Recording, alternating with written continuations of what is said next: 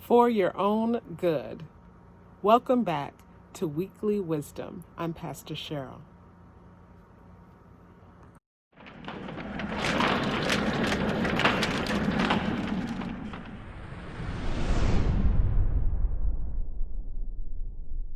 Today's scripture passage comes from the book of Deuteronomy, and the text is from the 10th chapter, beginning with the 12th verse. Now, in light of all that, Israel, what does the Lord your God ask of you? Only this: to revere the Lord your God by walking in all God's ways, by loving God, by serving the Lord your God with all your heart and being, and by keeping the Lord's commandments and regulations that I'm commanding you right now. It's for your own good. And that's the topic that I'd like to spend a little bit of time reflecting with you about. For your own good. We think about the 10 Commandments, the Great Commandment. We think of the rules and the regulations itemized in great detail in the book of the law, the Torah, the first 5 books of the Old Testament or Hebrew scriptures are known as the Torah, which is a Hebrew word which means law. And even though much of it is written in a narrative form, certainly the book of Genesis and the book of Exodus are both narrative accounts. And there's certainly some narrative aspects even of Numbers, Leviticus, and Deuteronomy. These books are associated with the establishment of the law. And I tend to think of a law, then, now, as being guidelines that are within a community to establish and maintain right relationship within that community.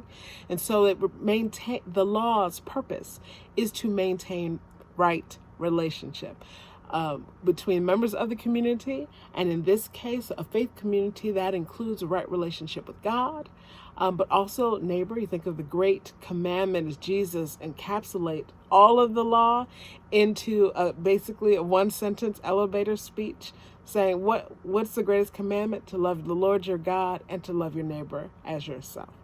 And that's the sum of the law. It's the sum of this law. It's the sum of 10 commandments. And what this particular passage is saying, Moses speaking to the Israelite people while they're still sojourning in the desert, heading towards the promised land, coming out of Egypt. Time has passed. They've received the law. They've actually received the law. They've received the tablets. Moses went up to the mountain, got them, shared them. Moses goes back up to the mountain. The people are rebellious. The people are uncertain. The tablets get broken. All kinds of things, problematic things are happening. This law is not easy to keep. It wasn't then, and it isn't now. But at the heart of that is that it's not easy to keep these right relationships going. And that includes keeping and maintaining a right relationship with God, as well as maintaining a right relationship with one another. And that other piece that we don't often, it kind of becomes the throwaway line, as yourself, in Jesus' interpretation, love your neighbor as yourself, is that implicit is that we're also supposed to love ourselves. And so what the law is requiring of us and what God is asking us are things that are for our own good. That means loving God is for our own good, loving one another is for our own good, loving ourselves is for our own good.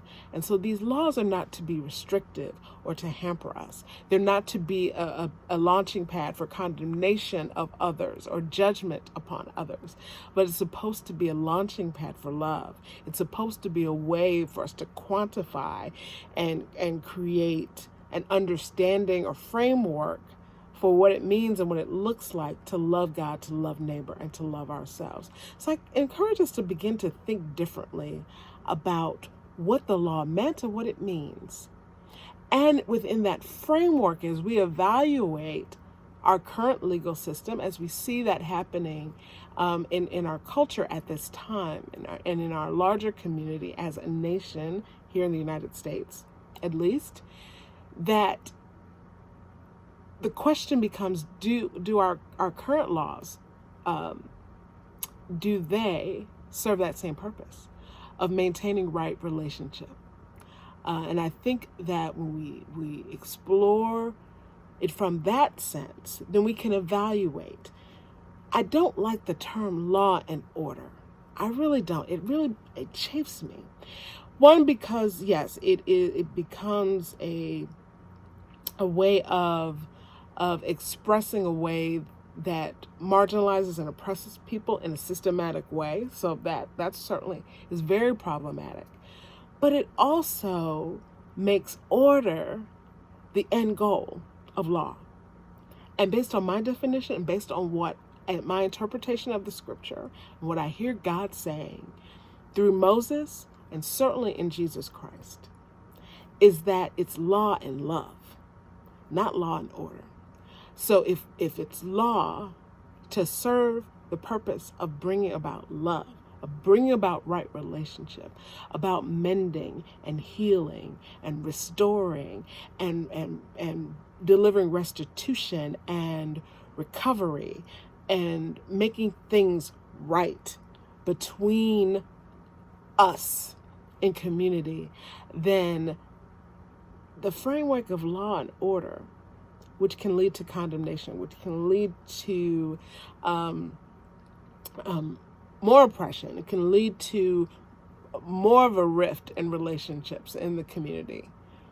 But if it's law and love, then right before us we see what is ultimately the reason and the purpose of having any system or any means of guiding and governing our relationships with each other.